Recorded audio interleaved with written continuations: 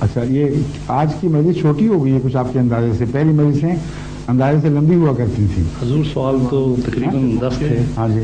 آج بھی اگر کوئی مہمان دیر سے پہنچے ہوں اور سوال کرنا چاہیں تو آپ یہی بات لے کے آئے ہیں، ٹھیک ہے، تو ان کو میری طرف سے اجازت نہیں، دعوت ہے.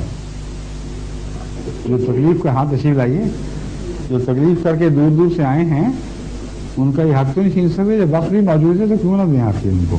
السلام علیکم ورحمۃ اللہ. السلام رحمۃ اللہ. Iftikhar Ahmad Los Angeles.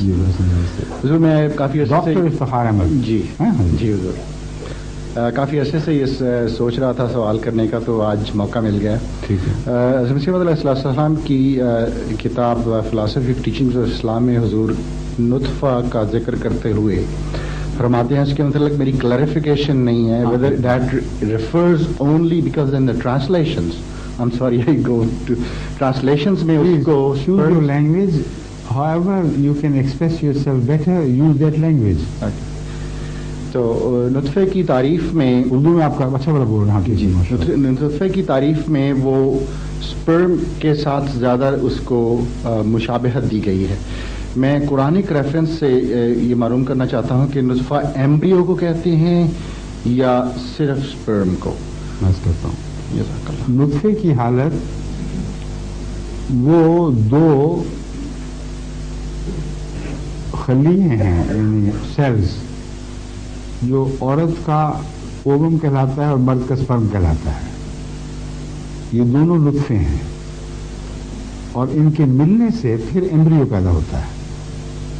سمجھے؟ Embryonic stage comes after words. پہلی جو سٹیج ہے اس کو اللہ تعالیٰ فرماتا ہے نطفے سے ہم نے مضغہ بنا دیا، پھر علقہ بنایا. تو وہ جو بھی تبدیلیاں ہیں قرآن کریم میں بالکل ایگزیکٹلی جو scientifically universally scientifically accepted phases ہیں ان کو قرآن کریم نے بیان فرما دیا. کہ پہلے اس کی حالت نطفے کی تھی، پھر وہ ایک لوتھڑا سا بنا جو کیا کہیں گے، وہ ایسی حالت تھی جو پوری طرح ڈیفائن نہیں ہو سکتی.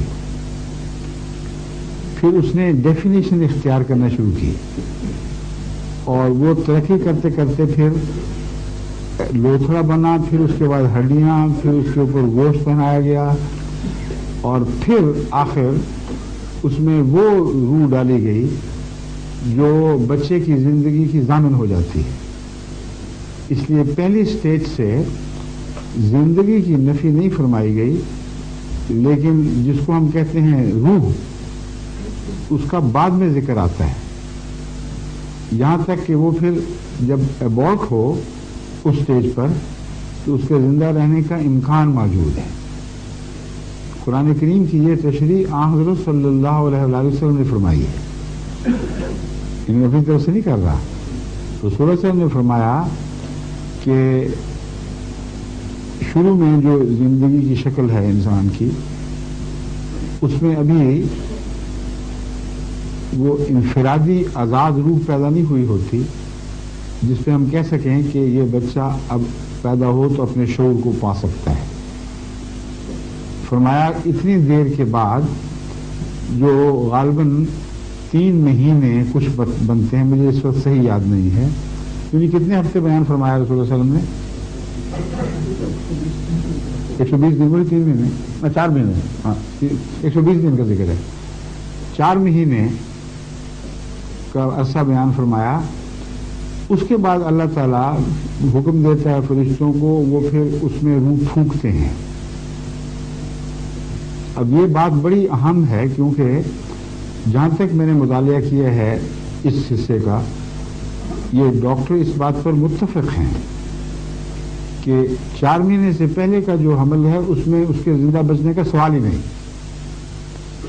اس کے بعد امکان پیدا ہونا شروع ہو جاتا ہے اور جو آگے بڑھے گا اس کا امکان زیادہ ہوتا چلا جائے گا. تو پہلی سٹیج جس میں بچہ اگر پیدا ہو تو زندہ رہ سکتا ہے، وہ حضرت صلی اللہ علیہ وسلم نے وحی الہی سے روشنی پا کر بیان فرمائی.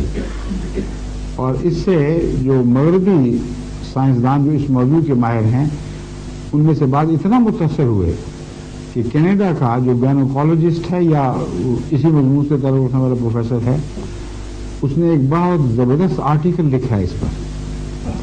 اس نے کہا یہ حدیث دیکھ کر اور قرآن کا بیان دیکھ کر تو میں دنگ رہ گیا ہوں. اس زمانے میں پیٹ کی سرجری اور بچے کی مختلف حالتیں، جنین کی حالتیں معلوم کرنے کا کوئی ذریعہ ہی نہیں تھا، اور خصوصیت سے یہ بات کہہ دینا کہ 120 دنوں کے بعد وہ زندگی اترے گی اس کے اندر، یہ ایک ایسی بات ہے جو اس زمانے کے انسان سے تو درکنار ہمارے عرصے سے کچھ پہلے تک کے انسان کے لیے کہنی ممکن نہیں تھی. تو یہ ہے وہ اصل مضمون، لطفے والا، اور پھر اس کے بعد مضغہ، علقہ وغیرہ وغیرہ. شکریہ.